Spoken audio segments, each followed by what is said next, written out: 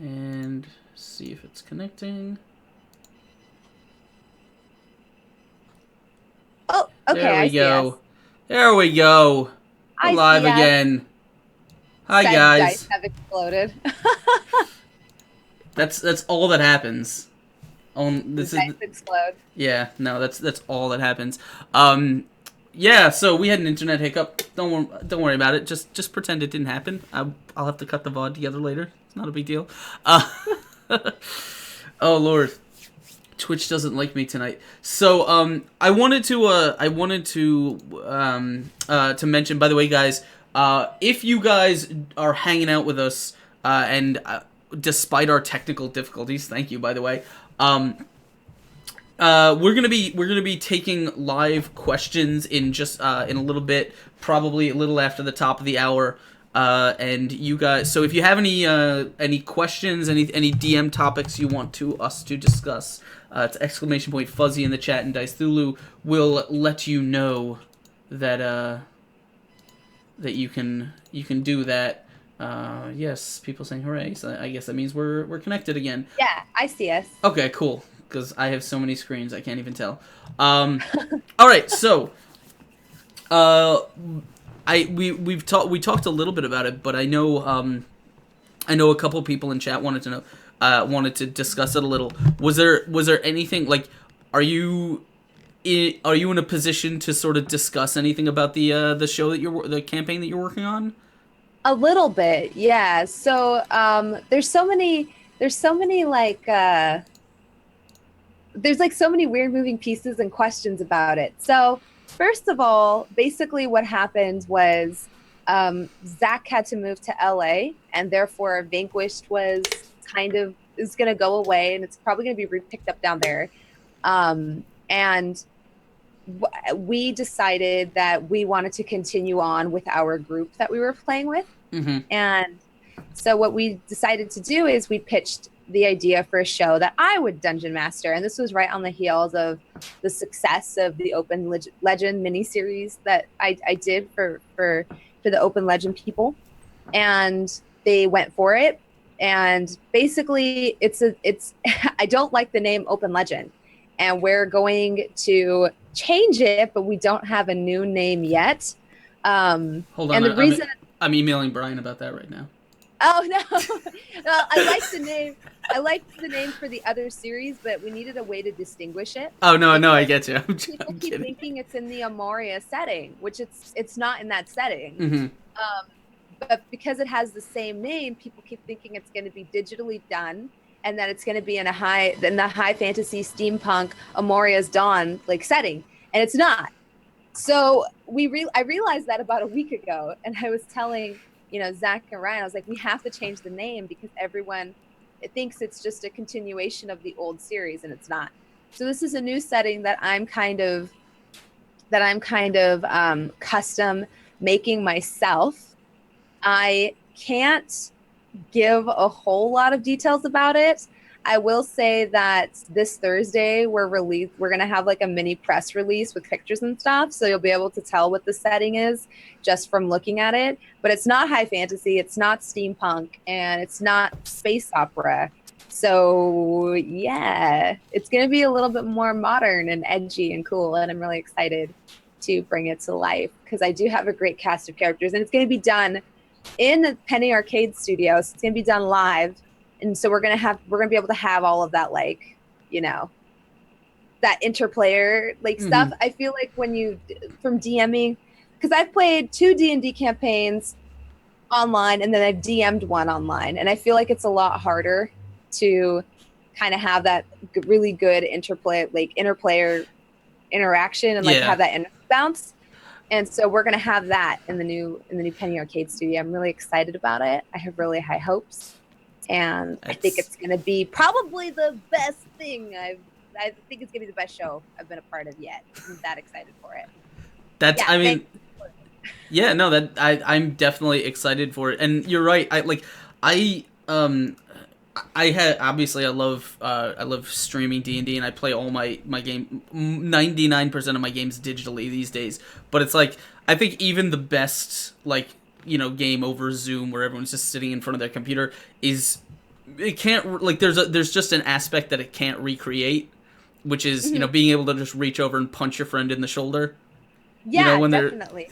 when they're Definitely. doing something stupid, like that's something that I think takes sort of games above and beyond. Yeah, it does. And there's this whole sort of like there's this whole like what you said is perfect, like punching each other in the arm. There is an aspect or like a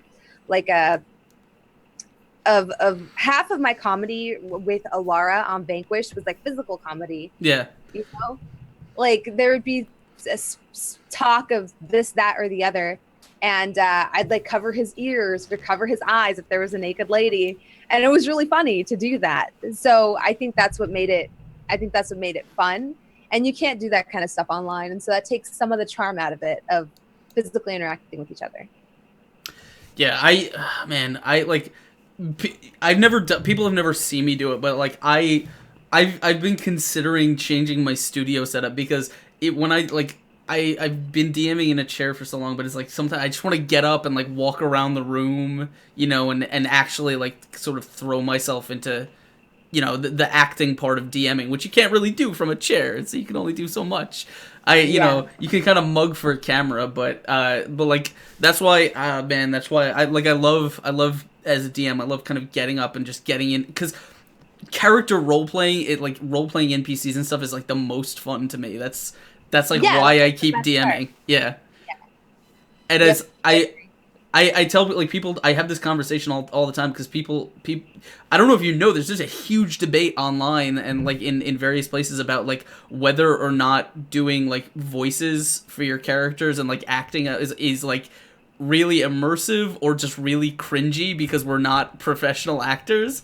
And I'm like, if I couldn't like act like a goblin or an old idiot wizard, like I wouldn't. That's what makes it for me. Like I wouldn't do it.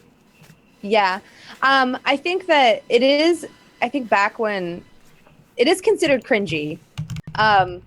There was campaigns that I've watched that are really laid back. Like when you go to your local magic store or something like that, you do see campaigns played, and there it's kind of looked down upon. Personally, I think Matthew Mercer should at least be given some credit for bringing it back. Because there was a time when I don't think I was a part of a campaign where the DM didn't voice act, and now and then it went away because it had to make D&D cool, and now it's kind of back. But I also, and I've talked about this before, but I also want to say you don't have to be a professional voice actor to be a good DM, Mm-hmm. and you should feel pressured to voice act your characters as long as you're good at selling them. Because I know a lot of people that kind of shy away from DMing now because they're like, well, I don't really voice act, I don't know this and that. And it's like, well, you don't have to. You just have to be very good at selling your character, being descriptive and their demeanor and this and that, and writing good dialogue for them, and then you don't have to voice act them at all. I think it's a preference choice. I And so, So mhm. I think the thing that I've always said, and because again, people like I do the show where I talk about DMing. People tell me all the time, like I can't do voices. I'm not very good at them. It's too weird or awkward around my friends to do it. And I'm like, I don't I don't think like I don't think players in general care that much if you're trying to voice an NPC and you're bad at it. Because I think more than anything, like players and other participants appreciate effort more than skill. Like as long as you try. Like if you're trying to do it and you're putting the effort in, it doesn't matter if you're crap because they'll be like they'll buy into it just as much. Like there's a difference between that and being like just making every voice you do this weird kind of cartoon caricature because you're or non-committal, like you start doing one and then you just trail off into your like if you're gonna do it you should commit to it and that will go over so much better. Like Yeah, just don't. I don't voice act everything. There's some NPCs I don't voice act at all. There's some where I just bring across tone instead of voice. So I'm one of those where if they have a serious tone, I'll just adopt a serious tone. If they have a goofy tone, I'll adopt a goofy tone. And the other thing that I do a lot is like body language. You can tell so much from like a person or a creature's body language, which is why some of my NPCs kind of became popular, was because you can tell so much about a person from like how they bob and weave their head and how they move. So there's so many different ways to sell a character, and you don't have to be a professional to do it. It's about having fun. And I feel like, I recently attended a Dungeons and Dragons, a couple of different Dungeons and Dragons panels, like this like last fall at PAX Prime. And I felt that I was hearing from the questions from the audience the same kind of, so pardon my French, bullshit, where it was like, oh, how do I get better at this other like mundane shit? Like, how do I get better at voicing characters? It's like, get better at writing a campaign and writing characters, and then worry about how you're voicing them, because it's your players aren't going to care that much. Yeah. It's about having fun. And there's no point. There's one thing if you're doing it on Twitch for entertainment, but even then, it's like there's NPCs that haven't voiced that have taken off, that I didn't do a voice for them and didn't do anything for them, and they're so popular. So yeah, it's it's one of those things where I think there's a long list of things that every DM is going to need to be able to do, and every person that starts out at the craft is going to be good at different things when they start. So for example, like some people might be decent at really good at improving, but they might not be very good at, I don't know, like writing writing story arcs or doing, acting, and it's like the things that you're not good at, like the things that you need, those are the things you should practice. You should put everything together. I'm horrible at voices, but I do them because they're fun. I've never really stopped to think about, like, well, am I really selling this character to my players? Am I capturing the nuance? Though, and here's the thing, there was an adventure that I read a long time ago, and I've DM'd it too, where they present you an NPC in the first chapter, right? And they tell you how he is. He's an outgoing and happy nobleman, and he loves the players, and he joins them on a mission outside of town, and it says like he might develop a hero worship or a crush on one of the players. Like, that's just who he is. He's a sprightly nobleman.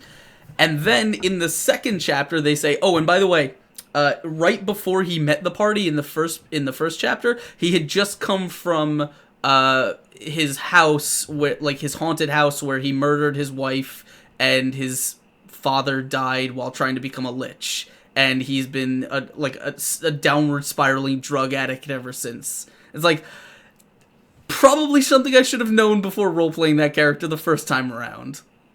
Because when you know that information, like, that changes how I approach that character so much, because, like, the second time around, knowing all that, it's like, okay, well, I'm still gonna try and make him seem like this kind of sprightly nobleman, but there's like a subtle layer of maybe he's not being sincere about this. Like, maybe there's something there for the players to explore.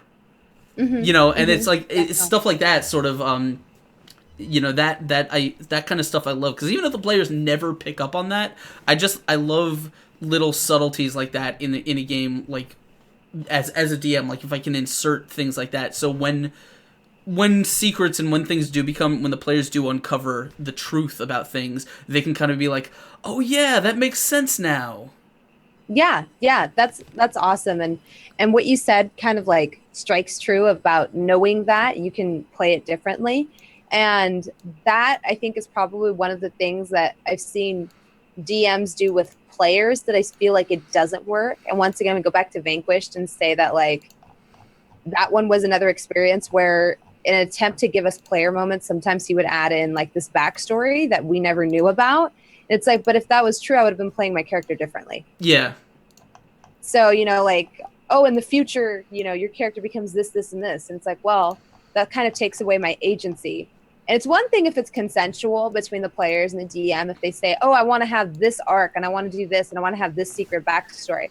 And it's another one that kind of just gets revealed out of nowhere as a plot twist. That can be fun. That can be fun for, like, the audience, but it can really, like, kind of detract from your performance, because now it's like, well, why was she acting this certain way then? Or why was, you know what I mean? So, like, you feel like you would role play it differently if you had more of a backstory, or if you had known that plot twist or that backstory before going into it. I tend to ask, like, especially when I'm dealing with personal stuff like character arcs, I tend to go to my players and I say, okay, so there may be something that's coming up that your character has, has a connection to. Like, do you want to talk out these details and make sure like you and I are on the same page, or do you want to just sort of leave it to me and like let whatever happen, will do you trust me to make an interesting story out of it, or do you want to help me write it, is what I ask my players a lot.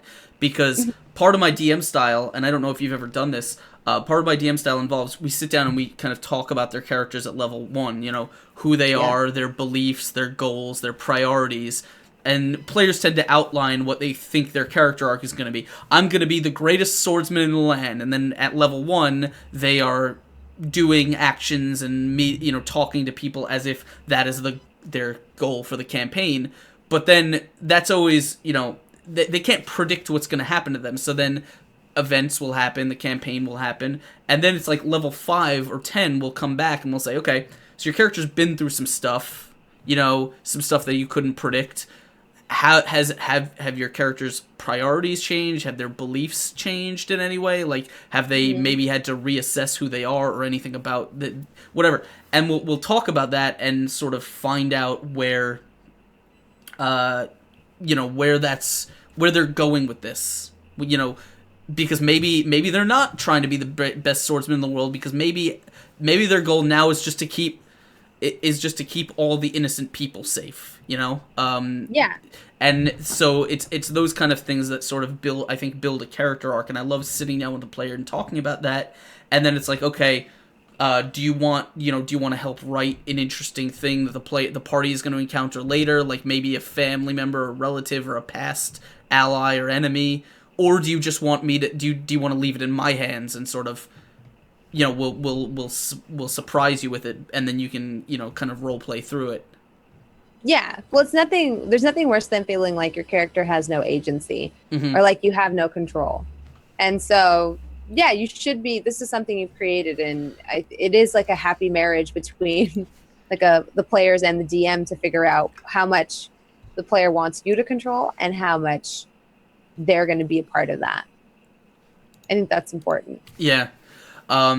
And by the way, I missed, I kind of skipped over them, so I'm going to go back and thank, where are we? PWJB, and also Dagnir7879, and Wayward Medic, and Rathicus, and You Will Be Avenged, and Shaded Bulb, and Ramaru for joining us. Welcome to the madness, my friends. Thank you for joining us here today. So we're kind of coming up on the top of the hour, and I know we've got a whole lot of conversation going on in chat. I've been trying to keep up with, but so at the top of the hour, I want to thank you guys for hanging out with us. Thank you so much for joining us here on the Fuzzy Dice show here on Exploding Dice. If you guys are new, we do this every Tuesday here at 8 p.m. Eastern. I bring on some awesome content creators and DMs and all kinds of stuff, and we hang out and talk about Dungeon Master stuff. If you guys want to get into the conversation, we're gonna start taking your live questions. So !Fuzzy in the chat. Dice Lou will remind you, if you have a question anything you want us to discuss, could be anything about dungeon mastering or role playing games in general, or you just want to ask weirdly personal questions, that's fine too. Just go ahead and throw those in chat. You can tag them with @Exploding Dice, or just put like question in big capital letters so I don't miss it, and that way we will see all of them. And people are talking about what kind of shows on the internet they watch. While they're doing that, I'm actually interested. Do you take inspiration from any other shows or any other streamers? Yeah, for sure. A lot of Netflix shows. I really like Penny Dreadful, and even now I just started watching Westworld. Oh yeah. And yeah, I take inspiration from a lot of things. I mostly take inspiration from comic books because I'm more into that than I am into shows. But yeah, there's probably some recycled comic book plots that I've kind of thrown in, mostly for encounters. Like if I'm watching or reading a book, and there's a lot of times where I'll be like, oh man, this would be a cool encounter for like a session, you know, to have a really cool, have a boss operate this way or have this mechanic. I it was on my to-do list and I've never successfully done it, but I still have it is still on my checklist to somehow either crib the entire plot from or just steal bits from Spawn, because it's my favorite comic book ever. Oh yeah. Spawn is so 90s. It is. People don't know. Right over there. Right over there on the shelf, I have my signed issue 1, which is like the thing that matters most to me in the world. That is awesome. That is awesome. All right, so we got so I'm gonna start taking some questions in just a second. I was gonna say something and it slipped my mind. Must not have been that important. Oh yes, I do remember. So we're gonna start taking your questions right now. If you guys haven't already, please hit that retweet link. Let all your friends know you're hanging out with us and how cool we are. And also thank you, Master Malicious One, for following. Welcome to the madness, my friend. And we'll try and get through as many of these questions as possible. Remember, if I don't read your question out, I may have missed it, so you can just resend it or yell at me or something like that. All right. So Ramaru says, how to make a group of complete strangers unite and create a team in a game. I feel like this is probably a question every DM has to sit down and think about pretty hard at one point, because like we've all started DMing for people that like don't know each other, you know, and like, oh god, how do I bring these people together? Do you want to? I mean, I'm happy to jump in after you, but do you have any insight into this? Yeah, I can take a crack at it. Go for it. So I'm gonna start off by kind of piggybacking off of the conversation that was going in chat, which is like the popular sort of D&D shows on Twitch. One thing that I think that people don't understand about Critical Role is that they were playing as a group. Oh yeah. Long before that show came out. So that is why they work. And something that with Vanquished was that at the beginning of the season we didn't have that chemistry, and that really hurt us. And now we do. Like, we hang out as friends, and I think that is really important. The second thing is, as a DM, because it's always going to fall to you, sadly, because you're kind of like a little bit team leader in a sense. If you have a rotating DM in your group, that makes it a little bit easier. You have to prune. There's going to be people that don't fit with your group, and you have to be very objective about that. It sounds awful to say that, but there are going to be people in your group that don't mesh well with the other characters. We were playing an Edge of the Empire session, and one of the players like literally tried to sexually assault one of the other characters. And it was like really awkward and forced, and she didn't like what was happening, and we had to kind of X card that or whatever. But at that point, you have to stop and say, like, okay, this player is constantly, all they're doing is antagonizing everyone else, and not in a good way. Maybe this person needs to go. So it sucks, but you have to talk to your other players and do some pruning and get rid of the bad apples. But the last thing is you have to be honest. You have to be honest with yourself. And you have to be honest with the players in terms of like what your time commitment is and what you can make work, what their time commitment is and what they can make work. I know players who have been playing for the same group for 3 or 4 years, and it's because they've agreed that they're only going to meet once a month. So you don't have to do a weekly session if you don't feel like it'll work for you. Figure out something. It's not a one size fits all category. There's going to be some groups that are really casual. They're just kind of there to hang out. And there's going to be some groups that are all about immersion, and they don't like when other people act out of character or aren't immersed. And there's other people that drink beer when they play, and there's other people that take it really seriously. There's some people that do voices, and there's some people that don't. And you have to, your job as a person trying to get that group together, or as a DM, is to figure out how are these people going to fit together, and see if you can create an enjoyable group. I've been a part of groups where somebody like flipped their dice tray and walked out screaming. I've been actually part of a lot of groups like that. The group that killed me, that happened to them a lot. You can probably imagine why. I flipped the table when they killed my characters. So, well, I didn't flip the whole table, just like my section of it. But just fuck this table, this edge in particular. Yeah, people fight over D&D all the time. Oh So Lord. a lot of it's about You're chemistry. you're actually you're not wrong though. And there's one thing that I've said, and I've actually said this specifically to DMs a lot, because DMs will tell me, hey, I have this group and this one particular person isn't working with the group, or hey, I have a group and they really wanna do like murder hobo comedy stuff, and I really want to DM something more serious. And my two pieces of advice there are: first, especially when it comes to players who aren't fitting in. First of all, you're right. Not every player is going to fit with every group. It wouldn't make sense if that was the case. Um, as a DM, any when you're trying to work that stuff out, any solution that doesn't involve sitting down and talking about that like adults, saying like, "Hey, these are the problems. You know, this isn't working out. Blah. You know, how can we move on from here?" Any solution that doesn't involve like sitting down and talking about it, probably not a solution. That's just first and foremost. But second of all, as a DM, you don't owe anyone anything. Like, you don't owe people a game that you don't enjoy. And if someone is making the game not fun for you, or you're just not finding the right fit, you don't have to keep doing it. You can work, and it takes a long time to craft and to find your group. Like, it's not something, very few people are just gonna like go, especially with the internet where it made it so easy to find all kinds of games.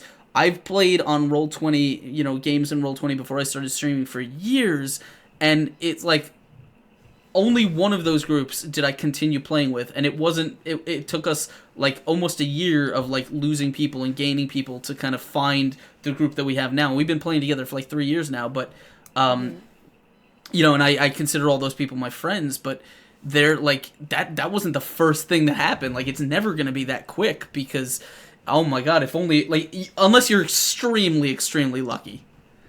Yeah. But yeah, and you're right. Like, I think one of the things that people tell me all the time is that like they want to start playing D&D, but they don't know if they're going to be as good, or like it's not going to be like Critical Role or whatever. It's like, well, you can't just recreate you can't recreate the same feeling of playing with people you've known all your life, unless you're playing with people you've known all your life. You got to be prepared And to sort of trained actors, like, to a certain extent. I'm sure that show is scripted because it's for entertainment. So I'm sure that some of it is at least written ahead of time, or that the players kind of know what's going to happen, because a lot of the good RPG shows you watch on Twitch, some of them are scripted to one degree or another, which I'm not saying is a bad thing, but you have to understand that these people are doing it for entertainment, and when you're playing with your friends, you don't have to.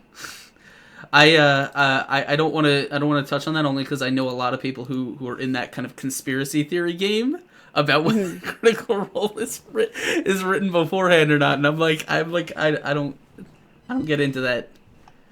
I don't think it's a conspiracy theory. No, I'm saying it's the way people talk about it, like it is. It's funny. Oh, I firmly believe that to a certain degree, most of the shows on Twitch are probably scripted. But that's for me coming from like, my background, that I know that like there's moments at Hyper RPG that were definitely scripted and were not off the cuff. And If you guys in chat are wondering, yes, I did write the part where we had technical difficulty. Those completely planned. me and BronzeGirl worked very hard rehearsing this. Yeah, my mic, there was a button that I just clicked off. Just static. Yep. Oh Lord. Oh man. So someone asked. This is an interesting question, and I'm trying to get to it, but Ankbot doesn't like staying still, so I'm gonna try and get to it here. Real quick. Nope, that's not it. Coldrake says, "Is there a steep learning curve to get into the Open Legend system?" Not really. You can pick it up pretty easily, because it's not too difficult to. Short answer, actually, no, it's not difficult to get into at all.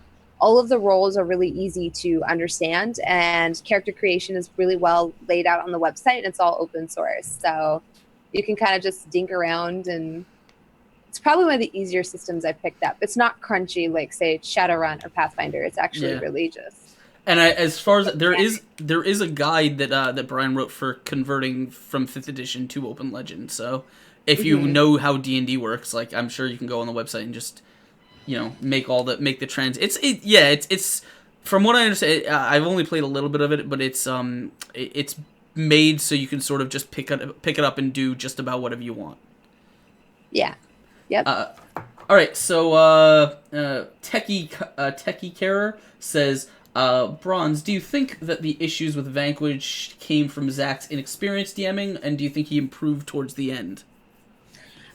Yeah, but yes to both. I think Zach came at it from like a filmmaker perspective, and so he definitely did have like this more like, this is how I want things to go sort of vibe to it. And if we didn't do it that way, we would hit these walls. And that happened in Vanquished a lot. And the chat would get frustrated, like, God, how can they not figure out what to do? It's so obvious. And so we'd hit these walls. And I think Zach, and to this day, I still will say it, and you can go tell him, he struggles with allowing a party to fail forward. And we were so afraid to do things that were like, didn't seem safe, because there were times that we kind of got punished really harshly for them, or we felt like, oh, we did this and now we've set ourselves back 8 steps because I did this, and now we have to undo everything that I did. And so as much as I loved Vanquished and I loved that crew, I did feel like half the time we were kind of sitting there like, there's like one correct answer to this puzzle, and we can't figure it out. So now, therefore, we are here, and we're going to be here for 40 minutes to an hour. And I'm of a different style of DMing, where I think there should be multiple answers to a question, and even then, if the players can't come up with any of them, you figure out a way to push them, change the question, change something, change the equation, because especially when you can do that when you're playing, like hanging out with your friends and playing, but you can't do that when you're on camera, because the chat gets frustrated, everyone gets frustrated. It doesn't make for a good show, which is what you have to balance with streaming on Twitch, is like, how do you make it a good show and a good campaign, and keep it authentic at the same time. I don't have any input on Zach, because I've never played with him, and I've watched very little of him DMing, but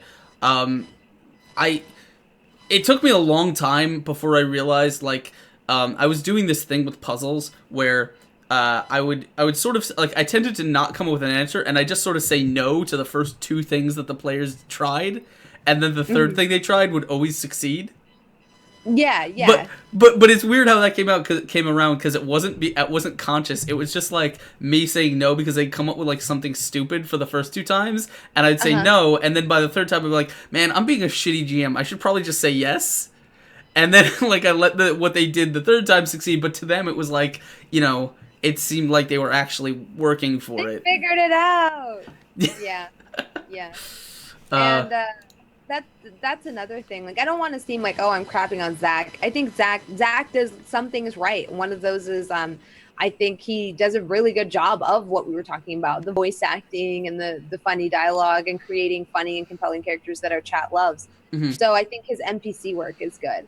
But in terms of like, but he's heard these things from me too, where I'm like, sometimes I feel like I'm just sitting there trying to figure out what to do, and it's not fun. Like, it's not fun entertainment.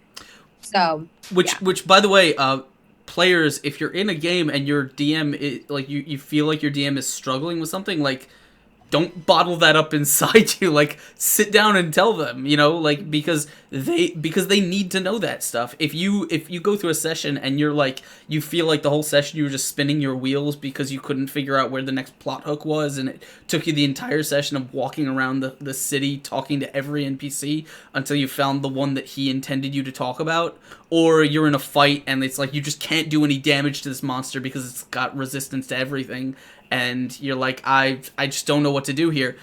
If you keep that in and you don't say anything, then the DM will have no idea, how you felt about it, and they can't. Like, I've had my players tell me, like, all right, this combat, like, I've checked out, like, I'm not interested anymore because it's taking too long, where we can't hurt this thing, and I'm like, okay, that's it, like, that's all I need to know, like, we'll work around it. Yep. So yes, definitely talk to your DMs if you feel like they're struggling with certain things, because I'm sure they feel like they're struggling with it too. Yeah. All right. Create fun encounters. So I guess follow-up question, that has playing on those stream shows that you've been on affected your DM style? A little bit. One thing that I'm like really pissed off about is when Open Legend launched, like so many people were like, "Oh, Zach Top Bronze had a DM," and I was so pissed off about it.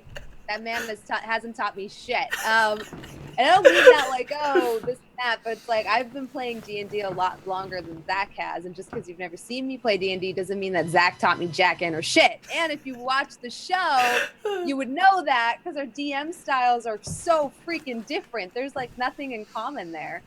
So I get super pissed off about it, where I'm like, God, like go ahead, yeah, sure. He taught me everything. All right, whatever.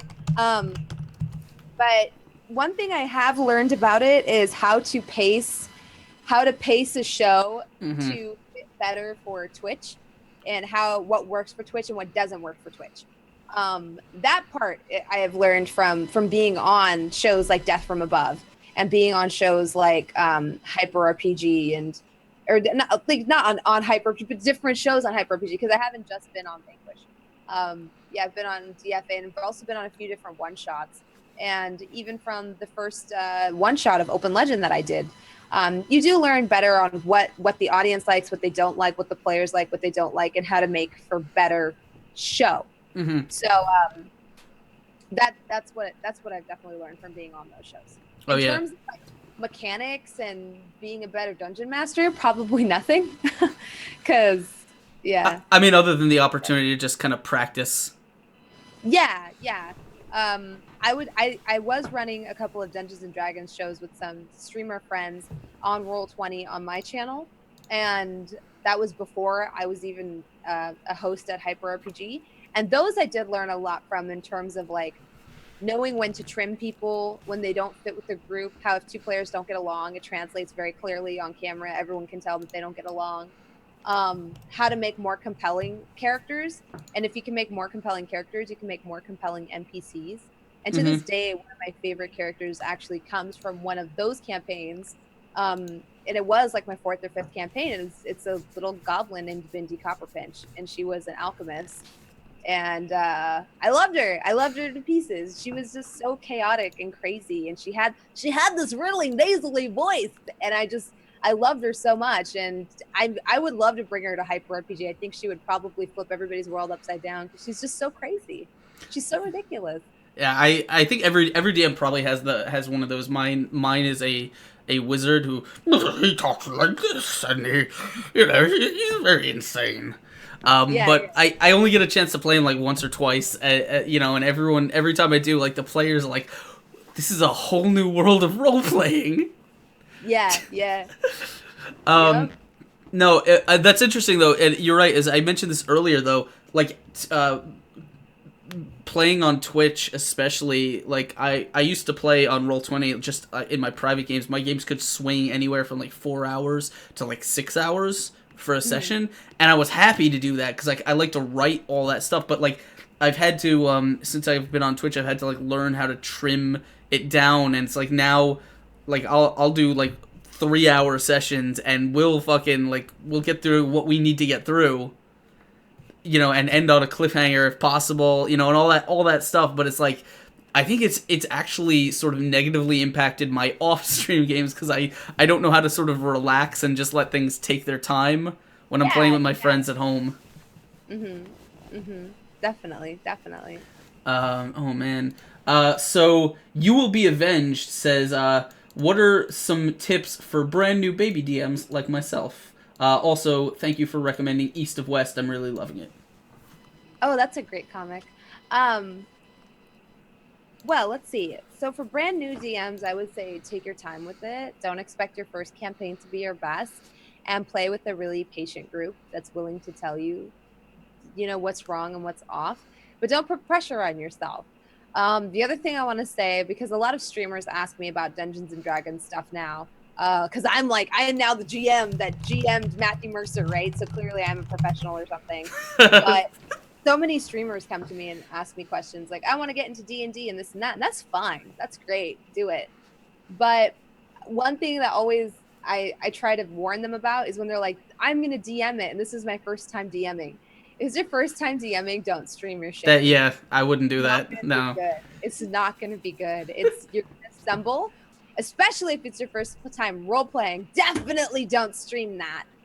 Play offline with your crew and see how it goes, and take what works and what doesn't work, and then bring that onto Twitch. If you're talking about playing off Twitch, dude, just have fun with it and play with a fun group. Play with a Yeah. forgiving group. Don't play with assholes who are going to sit there and say, this is boring, this is bullshit, this is this. Don't play with those people. If you have a group that is going to sit there and like burn the inn down and kill all the NPCs just to fucking thwart you, don't play with those people. Play with a group that that's going to help you be a DM and give you good feedback, because that's just going to help you grow. And be open to feedback. Yeah. Luckily, I mean, we're in an age where if you want to start delving into role playing games, like it's not the 90s, the 80s or 90s anymore, where like the only people we could play with were the people who are immediately around us, like our group of friends, and it didn't matter if they were bad players or if you didn't like playing, like if they would go and burn down every inn in every town. It's because that's who you had to play with, like that's who was around. But now we have the internet, and you can pick and choose the group that you want to. You can play with people who are exactly like you, who have never played before, who are into this or into that. And I think it's sort of a boon for newer gamers, because they can sort of explore the hobby without the bad first impressions that might come from like. If the only group you had around you was like your group of friends who all were kind of dicks. Yeah. And I mean, nowadays we have so many systems. Yeah. And you can pick a world that it really speaks to you, or that you get really excited about. Because one thing I've noticed with D&D is a lot of new DMs don't feel comfortable in that Sword Coast world. Mm-hmm. It's like, okay, well, if you don't feel comfortable creating your own, so first of all, don't be afraid to use a pre-made modules like Horde the Dragon Queen. Those are great, and we've streamed campaigns of us playing through them. There's a reason those writers are famous. They're great campaigns, Castle Ravenholt and all that stuff. But if you don't want to do that, you want to write it yourself. First of all, once again, don't be afraid to not write your own campaign. There's a reason Drive-Thru RPG exists. But if you do want to write your own campaign, choose a universe that's like really comfortable with you. Look at games like Edge of the Empire. If you are a Star Wars nut, you're going to create the best Edge of the Empire campaign that you can create, and it's going to be a great first GM experience, as opposed to trying to learn things about the Sword Coast and that setting, and trying to build a campaign in that setting. Even if you're passionate about it, if you're not knowledgeable about it, it's harder to make something interesting.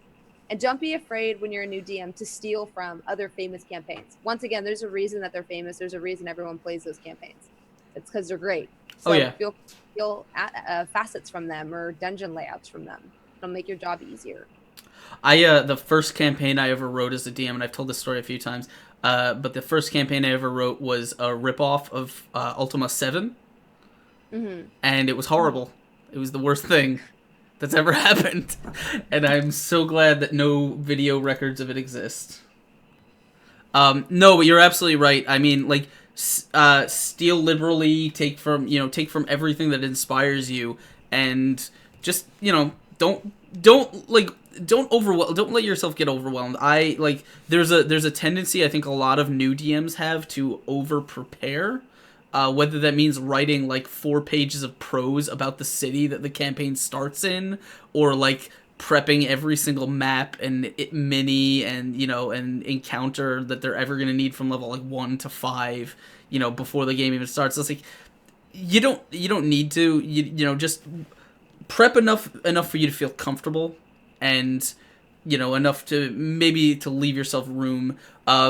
Also, I think the biggest tip I have is watch and listen to other DMs. I've learned so much just listening to other DMs before I even started. Like, oh, this guy did this thing that I really enjoyed. Maybe I'm going to steal that and use it in the way I run things, Because as an artist, stealing from other people and incorporating them into your own work is how you kind of develop your own style.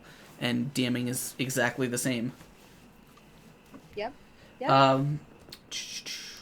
All right, Arborhawk says, what was he says, exploding dice question. What was the one of the hardest things or scenes to describe?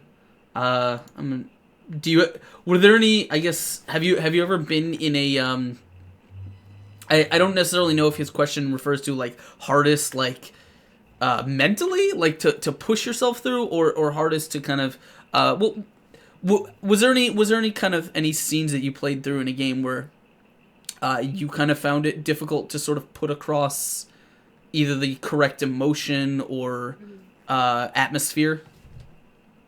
Um, there's games I've been a part of that, yeah, there was a hard time with atmosphere, and one of them is like there were moments back to Vanquish. There were moments in Vanquish, just because that's the most recent, Mm-hmm. RP experience I've had. That the gravity of the situation didn't come through.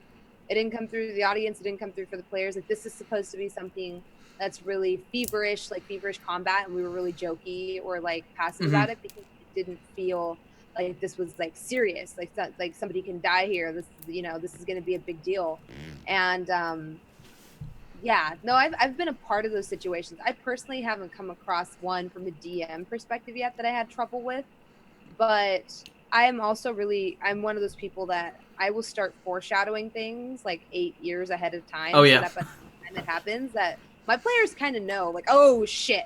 Like, I'm a big fan of the lurking boss that you don't encounter until the last day of the campaign, and when you do see him, everyone's ready because he's been thwarting you and messing with you the whole way. You're fighting his mini bosses and his lieutenants to finally get to this big bad, and when you do, you're ready for him. And that, I think, you don't have to do as much setup with, because the players are ready for it. Yeah, I tend to lay out my the plots for my campaigns in really long and complicated and twisting ways that are like um I don't know if you ever watched the I'm assuming you watched the series, the Sherlock series, right? Yeah, yeah. Okay, there's this one particular scene where Watson's telling him like this really long, complicated thing that he could like set up that he could do to like get a thing from one place to another, and he's like, "Oh yes, no, that's exact, full of all kinds of." That's the way I write my campaigns. Is I write them like with the enemies like in my head think that way, so they put in all their sort of subtleties and their twists and turns to throw the players off. And what I realized later is, so for example, when my I had this lurking enemy in the shadow that orchestrated.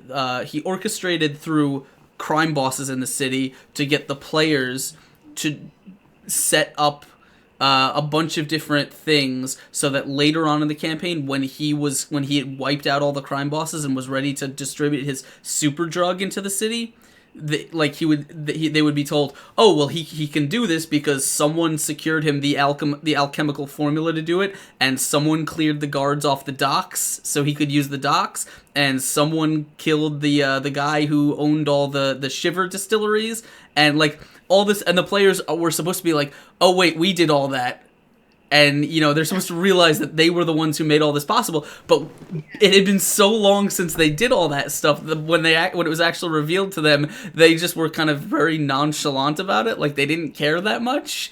And Hmm. so the impact of them having sort of set up this boss to like fuck over their whole city didn't fall nearly as heavily as I had hoped or I had written it to.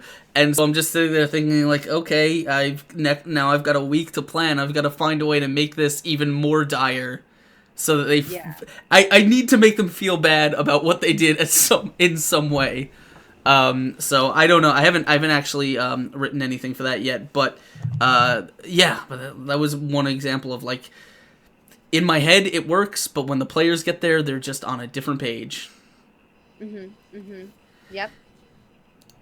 Oh man. So I got a lot of questions to get through here, so I'm gonna try and take them. We're gonna try and take them a little bit quickly. Mhm. Final Fantasy IX Master, who's a friend to both of us now, says, general RP question: if you're playing a campaign and your GM has encouraged secrets between players, how would you recommend playing an evil character that doesn't give away to your party that maybe you're worse than the big bad guy? Um, a really complicated question. Yeah. Um, Yeah. Same. oh man, I So, no, go ahead. are you trying to work against the GM? Like, your question just prompts more questions.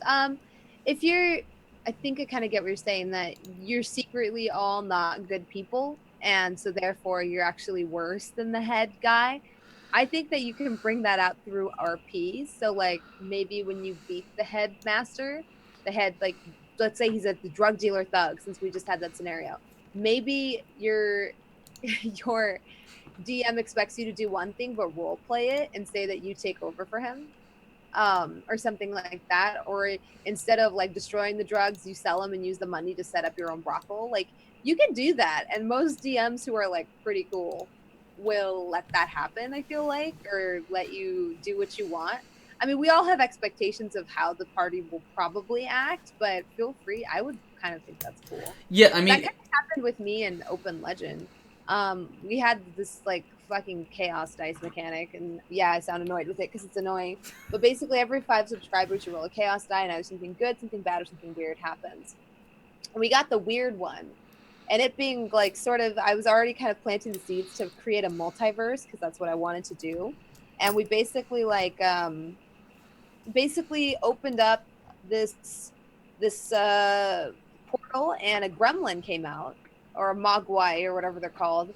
And I expected the players, I had like laid out stats for it and everything. I expected the players to take it along as a companion, and instead they caged it and decided to breed it and sell it as very expensive, overpriced exotic pets to the nobles in the town they come from. And I was like, oh, okay, that's really sad because this creature is like an intelligent creature. And I tried to convince them away from it, but they were just very much like, nope, this is what we're gonna do. So it's okay to do that. Oh, it's not about going against the gym, it's about being yeah. sneaky, letting the rest of the party in on it. In that case, a lot of notes between you and your GM. We did that with Chance's character on Open Legend again, where he was actually secretly manipulating the entire party into seeing apparitions that didn't exist. And so as long as there's communication between you and the GM, you can definitely set that up. And he ended up being sort of a boss or like a antagonist towards the end. But they kept seeing apparitions every few feet, and he was rolling for them kind of secretly, and then sending me whispers about what his roles were. And yeah. Yeah, I think like if you want to, I would be careful about that because only be like there's nothing wrong with playing a character that is keeping something from the party. I would just I if I were going to do that, the way I'd suggest to do it is think very, very hard about what you let the party actually see, because if your entire character's evilness is entirely contained in like secret notes between you and the DM, and the players don't ever like they only ever see you being a good guy, it's not going to make any sense to them. They're not going to have any context, which obviously makes when inevitably you turn on them at the end of the campaign, which I'm extrapolating, but like when that actually happens, they're just gonna be like, wait, what? Like, where's that coming from? Yeah. And Yeah. but it has to like physically manifest in the campaign. Yeah. Somewhere. That's what I'm saying. Like, Which is what we did with Chance, where it's like they kept seeing stuff and they knew something shady was going on, or things would go missing in the night. Things were going wrong, and they never cast suspicion on him. Yeah. But if they had tried really hard or like made the right perception checks, which they never bothered to, they would have figured it out. So you also should make it possible to figure out. Yeah. That's what I'm saying. Like, especially as a player, I think you should make an effort to include the rest of the party in your you know in what's going on, because if they're not involved, if they don't see anything, it's they're probably not getting anything out of it. But I would think very long and hard about what you can do in each situation, like that is just maybe not outrightly evil, but just slightly off. You know, just kind of makes them think that, like, wait, am I confused here? Or is he doing something that he shouldn't be? Like, just I'd play around with it a little bit, and I'd find a medium between you and your players. And especially, you know, work to set up something fun with your DM, because, you know, I promise if it's fun and interesting, the players probably won't be that mad if you screw them over at the end of the campaign. All right. Harglow says, streaming role-playing games, what do you think is the most essential element of success? And then he says, I guess, do you consider like drama, comedy, or sort of imaginative solutions to be the most appealing parts? So what do you think is the key to a successful role-playing game stream show. Stream show, player moments. Mm-hmm. Kind of like what I started the stream with. You should always build your campaign around player moments. The things that people are going to remember the most is the what the players did. You as a DM kind of have to understand that you're setting the stage for other actors to come in and kind of do their stuff. So make sure that like all of those things, the comedy, the interplayer banter, like some of the most popular moments from Vanquish were between myself and Erida. And that wasn't stuff that Zach set up. That was completely ad-lib between the two of us. So give your characters a chance to talk. That is, when I'm watching stream shows, I feel like that is one of the biggest things that they struggle with, is like they have to make the characters go from A to B to C to D because something always has to be happening. Let them hang out at a campfire and chat with each other and talk about what the hell just happened or what the hell they just encountered. Give them a chance to process things. How would their character process things? You might have a character that's like, let's say they're in a vampire setting. You might have characters that are seasoned vampire hunters and they're used to this life. And you may have a character in there that isn't, and they're freaking out about everything that they're seeing because they're new to this world. So have that dichotomy and allow them to explore that and allow them to talk to each other. Because I feel like that the best moments are going to come from those character moments, those player moments, not from you will have your awesome boss fight moments, but the stuff that people quote and the things that people remember are just random shit you say to each other while on the road. What I've noticed, and I've noticed this from talking to a lot of podcasters, a lot of things, and on especially on Twitter, if you watch, you can see people reacting to a lot of shows and podcasts, and you notice that what they tend to focus on, like what do people draw fan art of, what do people kind of mention all the time, and that's the things that lean very heavily on, like you're more likely to get fan art of a fight in which a really interesting or funny or cool character thing happened rather than just a fight where, everyone rolled the dice and the enemy died and that was it. Because that's what kind of stands out to people. This is a little bit slightly different though, that I will say is, if you were planning on getting into role-playing streams, I really think that the players have to, the players have to be entertainers themselves, or they have to want to be. Not necessarily to play D&D, but to have a really good show that you're doing is the play. Like, because I don't think great role-playing game podcasts or streams tend to come from people who want to just sort of sit around and play the game that they would play around their kitchen table. Because it's a slightly different format. I think the players have to be on board with what's going on. They have to be willing to be outgoing, energetic, and invested. Because, I personally would not really want to watch a show where like everything was kind of lifeless and people didn't sound excited to be there, and they weren't kind of readily interacting with each other. Yeah, I can agree with that. But yeah, once if you want to stream role-playing games, like I think finding people that you have a great chemistry with, and then just kind of letting that kind of come out in the sessions, in the kind of the interactions between characters, really, like if you can jump that hurdle, if you've got that, everything else is gonna build on top of that, I think. Sorry, I'm trying to find all these questions here. Okay, here we go. Direct Flesh says, have you ever stolen a character from another player when making one for yourself? I don't think I've done that, but I have based characters off of people that I know in real life. So yeah, I have done that. Like I've taken people that I'm like, oh, this person has a strange personality or a strange quirk. I've totally turned them into D&D characters, but I don't think I've ever taken somebody else's D&D character. But then again, I feel like D&D characters are really personal. I feel like if somebody took or Bindi and tried to make their own character, I'd probably be pretty pissed about it. Yeah, I've never stolen an NPC or a character from someone else to play. I have definitely I've definitely seen things that people did and be like, oh, that might be cool if I like the way I like the voice they did, or I like the mannerisms that they adopted. And then I've considered sort of adapting those into a different character. I tend to steal a lot of characters from like video games and movies and stuff like that. I've played at least one Solomon Kane character.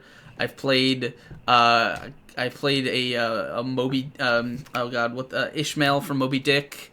I played a lot of weird characters, but I don't think I've ever stolen one because, like you said, there, especially as a DM, like player characters are really personal, except when for example the goblins that the party played on last week.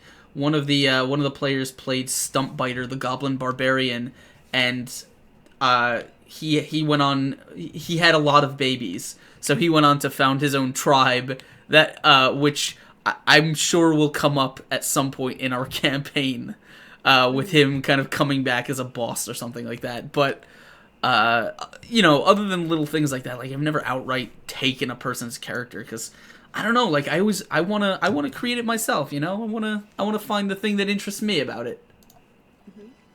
So Ramaru says, question: what to do when player's character isn't interested in a prepared quest? So and I'm sure you have some insight into this. What do you tend to do when like you're delivering your plot hooks, your exposition, whatever, and players aren't biting? Well, some of it is that okay? So you run into this in a lot of, especially with some of the shows on Hyper RPG. And I was put in that situation as a player at times where maybe everyone else in the party is invested in this quest, but my character wouldn't be, and that's kind of how I heard the question: is that the character isn't invested. And there were times where I felt like, well, I feel like my character wouldn't really care about this. And it's your job as the GM to try to find a pull for that person. If you notice it happening, because you'll never be able to foresee it. If you notice it happening, try to create either something that makes them invested or hope that they care enough about the party that it's going to matter to them because it matters to everyone else in the party. So that comes from like a little bit of foresight and a little bit of understanding. All of your characters aren't going to be interested in all the quests all the time, especially like especially when you make characters that are tailored or focused on, or sorry, if you make quests and encounters that are tailored or focused on certain characters. Like if you have like, oh, this is related to this paladin's backstory, it's going to mean a lot to him. Well, would the neutral rogue in your party really care about that? Yeah. And if not, how do you make him care? Is it because there's another NPC involved that he's invested in? Is there money that he's like invested in? And if not, maybe you kind of just have to accept that he might be a little quiet during the next few sessions and try to make it short, because that is something that's important. You don't want to have a long arcing, like, 8 or 9 session story arc about this one thing that this person doesn't care about. Like if they're going on a religious journey and you have 2 characters that aren't religious and 4 that are, you have to understand that those 2 characters that aren't, they're not going to have fun for the next 8 to 9 weeks. So make those moments few and far between and make them short. What I tend to do, or what I've experimented with in some parts, is if I know there's a plot hook or something I'm going to be dropping fairly soon, especially if it's one that centers on a player character, like we're gonna. I guess the easiest, like how Critical Role did that with like they've kind of gone through the backstories of each character, to wrap up those things. Though that's a pretty standard thing to do in campaigns. And so if I know that we're going to be going to do something like that, I might drop in something for another player who might be disinterested or might be kind of a little bit bored by those events right before that happens, so it's something that they can focus on at the same time. So I don't know, maybe you're going to go do the Paladin's quest where he's got to go reclaim the Holy Chalice for his order. Well, okay, so the rogue probably not going to be interested in that. But if right before that he learns that the chalice was buried with all kinds of magical gold that he can and stuff that someone in town wants him to get, well, now he's got something that he's bought into it, or he's thinking, or maybe you drop something for them to do, a book to research, or an enemy to focus on, to keep them kind of doing their own thing and not kind of bored out of their skull. Yeah. Yep. You have to have something that either invests them or you have to make the moment short. And also, I think there's another side to that. And I don't want to delve into it really because it's a whole long other conversation. But there's another side. Is what to do if your players are intentionally not biting plot hooks, and that's a whole different can of worms. Yeah. Uh, Yeah. And I had that happen in one of my first like campaigns, probably like my third campaign. There was this witch doctor who just wasn't getting on board, and we were all working on the quest, and he would go off into the jungle literally and look for like chickens to put in cages so he could sacrifice them later. And ultimately what you have to do is either sit down with that player and say like, okay, this isn't working. Like at the end of the day, the point of playing these games is to kind of tell a story. So if you're not going with it, if you're actively working against it, that person just being a douche, you might have to call him out on being a douche. there was a last. We're gonna take I think one last question because it was fairly in depth and it's gonna take a little bit to get through. But Bardic College says, do you believe it's okay for a GM to maim a character physically or mentally, missing limbs, insanity, etc., which would sort of change the way the character's played, possibly even their stat line? Do you think that sort of overruns player agency, or is that just GM consequences, like creating consequences? I think as long as it's very clear what the consequences are, you can do that. So in Death from Above, one of the shows at Hyper, we have permadeath. And when you die, that's it, you're gone. And they bring another person onto the show. Now, that can be incredibly like thrilling and awesome for people to watch, but it also changes the way the players play because they come into this knowing that there is permadeath, that people can die. And so they play it a lot safer. They're less likely to make silly decisions or, kind of, just act like idiots. You have to make it very clear to your players, and you have to foreshadow a little bit and let them know that what they're doing might actually long term affect their character, affect the game, make those consequences just really stick out and kind of set up the world that way. So in a lot of the games I do, if I want to set up that this is serious, I might have like an NPC that's been hanging out with them for 4 to 5 weeks. I might have them lose a limb or die because of something stupid that the party does. And I've done that on Open Legend where an NPC died saving the party and because of a stupid, foolish mistake the party made. And there was immediately this somber, like quiet moment where they just like didn't really know how to react because they didn't see it coming. And it drove home where it's like, if you do stuff like that, bad things are going to happen. I think if you do it that way, it's totally fine to have physical, ailments and stuff like that. For mental stuff, I try to make it temporary because at the end of the day, this person has to role play this character. And if they're not having fun and it's not something they want to role play, they're just going to end up quitting or being upset the entire time. Yeah. So if you have a character that's like, gone crazy or can no longer speak English or something like that, coming from a role player perspective, I would be annoyed for sure because it's about fun.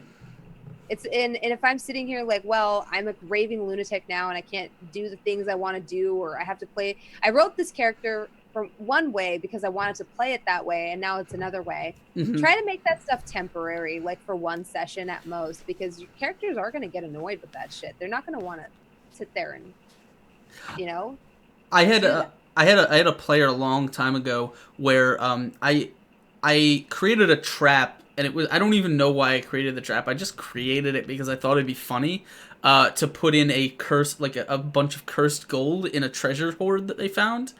And it was very clearly laid out. It was set apart in its own chest that was in the center of the room, away from everything else. And when they opened the stone chest, there was literally just a stack of gold coins in the set, like neatly stacked in the center of the chest. Anyone who sees this would be like, "Nope, this is wrong. I don't want that gold." But one of the players took it, and in my head, all it did was it was cursed, so it would compel the player to not want to spend the gold. And it would slowly infect the rest of his money, like, over time. But, so it was just a compulsion effect. But when I told him what happened when he failed his save, and I told him, he flipped out because he thought that like any kind of like compelling effect, anything like that, was removing player agency, was taking away control of his character, and that put me off for a long time. Put me off of sort of making any sort of making the game touch the player's character sheets in a way, if you know what I mean. But I've kind of backed off that since then, and it's like, for example, like losing a limb or being grievously injured like that is a perfect way to pull the party out of a TPK situation and still make it feel like they got beaten as badly as they did. Like, because if you're like groveling at your feet in front of the boss enemy, and he's standing above you because he just kicked your ass in combat, like, there's no real story reason or logical reason for him to just turn his back and walk away. But you also don't necessarily want him to just chop the players' heads off, because that would end the campaign and it wouldn't be as fun.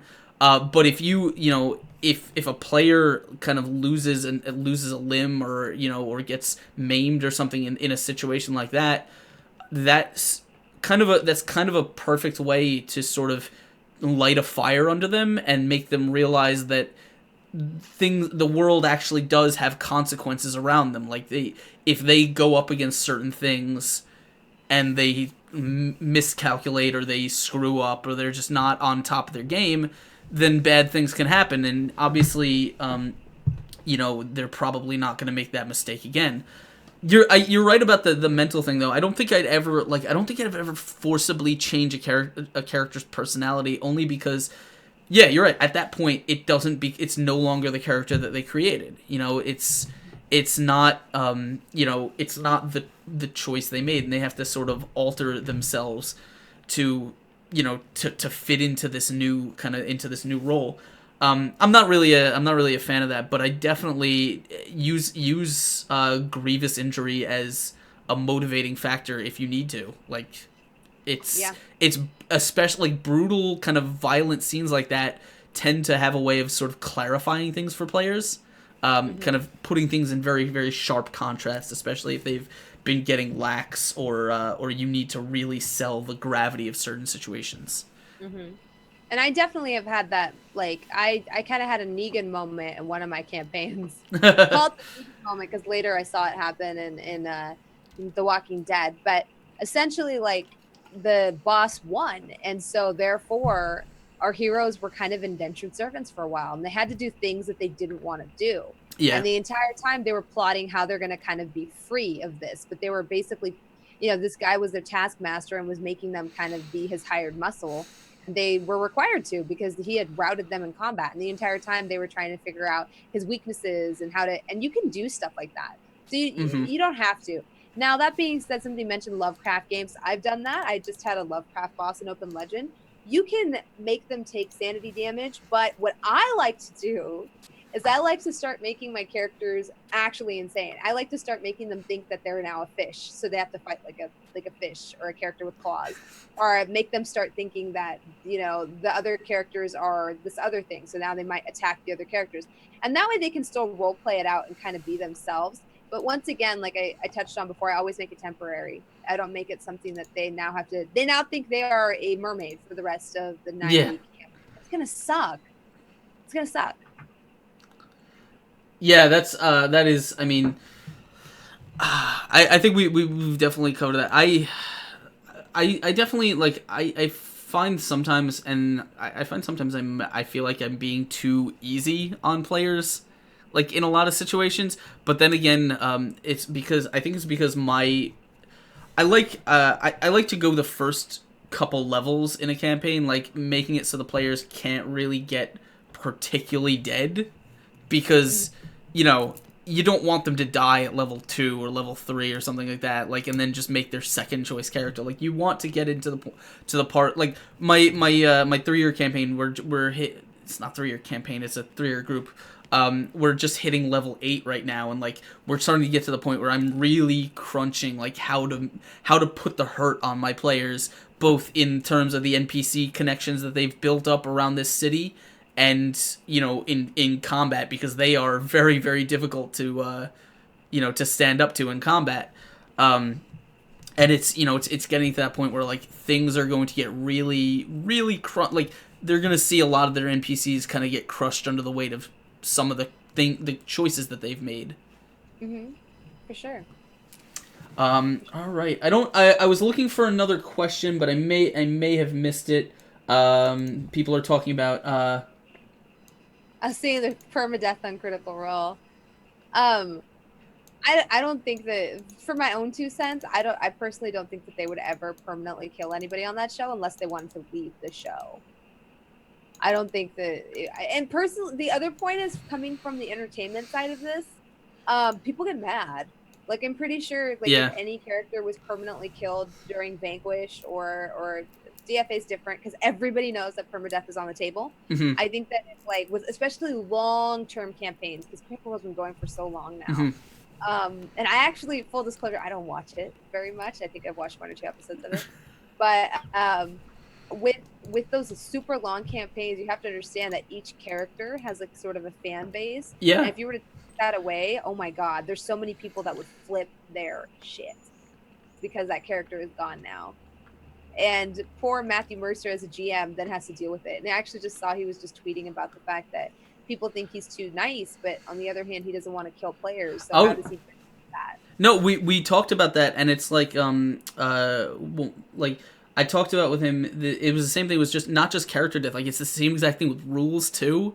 It's like you want to kind of bend the rules and do your own thing, but you have a legion of people who expect to be able to like follow along, with their rule book and like track everything you do. It's a weird. I don't envy his position as a DM. I like being able to do my own, like to not be beholden to thousands and thousands of people.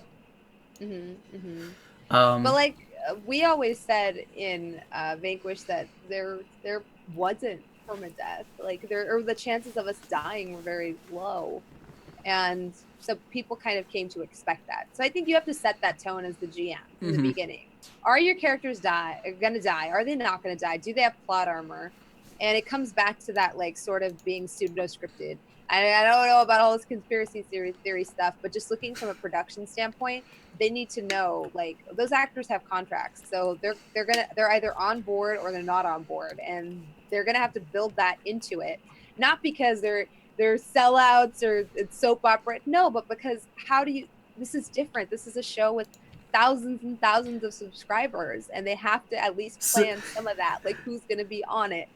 So I've talked about with a few of my friends, especially the ones who are like in the LA kind of Hollywood gaming scene, about what do they think the future of like D&D as entertainment is, and like we were talking about whether we'd ever see D&D as like a stadium sport like StarCraft 2 or League of Legends or something like that, because people are now putting money into it. And so when you said that, you mentioned the thing about contracts. It's like I know the people on Critical Role are like contracted with Geek and Sundry, so I'm like, do you think we'll ever get to the point where like we have just like the Hollywood Reporter and stuff, they report on like movie star contracts, like what games people are contracted to play, like, oh, this new game's starting, it's rumored they have Vin Diesel is cast to play. Like, do you think we'll ever get there? Maybe I think we'd have to change some of the stigmas surrounding it, because even nowadays when people think D&D, they think of like they think of something else, I think, than what it actually is. At least that's me. I think there's like a public perception of what D&D is, and then people get involved, and then like there's so many people that don't think Death from Above is D&D because it involves smashing mechs and some role play, and it's like, well, nope, it is. It's still okay. I should reform that. It's still an RPG. Yeah. I think having people like Vin Diesel helps, because now we have people that are more what you would think of like as not the meta of like that classic World of Warcraft gamer from South Park. We have more and more people that are not that are into it, but we have to kind of fight that basement dweller stereotype that we've kind of gotten. I mean, I don't know. It's worked pretty well for me so far. So the basement dweller stereotype. Yeah, no, but like I don't know, it's just so interesting because I love talking with all my friends have different ideas about it. It's like I love talking about what do you think is gonna happen when like the big money sees like what's going on the internet with like D&D as entertainment, like when what is the next step in that, and I'm so it enamors the thought enamors me greatly because I'm so interested to see like where our culture takes D&D as entertainment. Like, are we gonna see it on TV one day? Like, I don't know. Yeah, it might happen.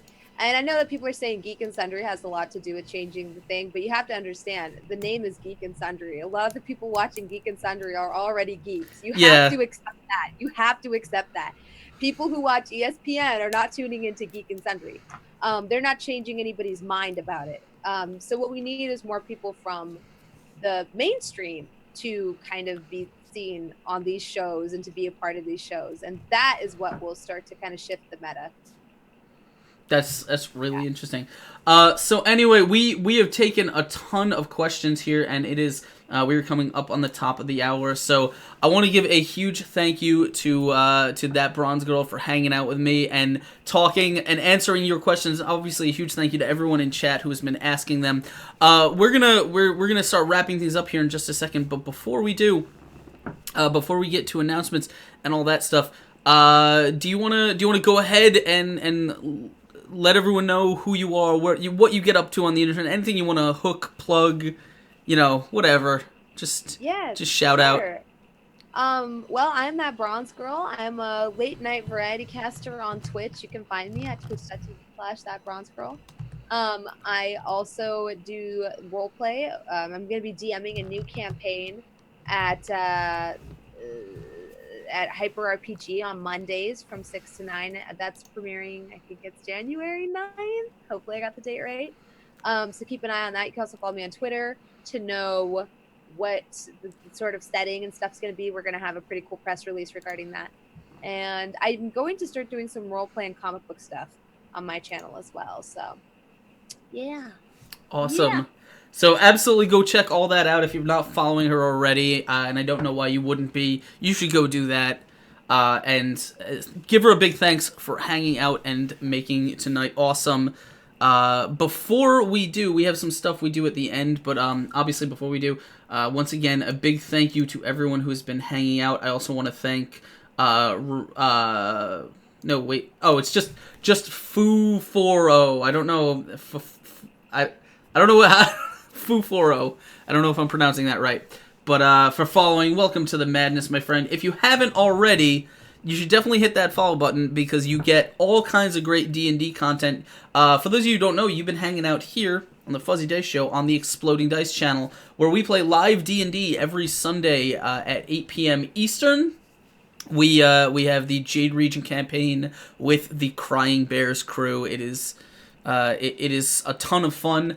So you hit that follow button, you get alerts as to whenever we go live. We're also here every Tuesday with more Fuzzy Dice and the best of the best in Twitch streamers, podcasters, entertainers, and just geek celebrities, all hanging out and all talking Dungeon Master stuff and answering your questions live. If you want to keep up with information about the show or anything else, you can follow me here. It's at Askren on Twitter, and thank you, Firefly Bug, for joining. Welcome to the madness, my friend. Thank you. Dice Thulu embraces you as well as all of us.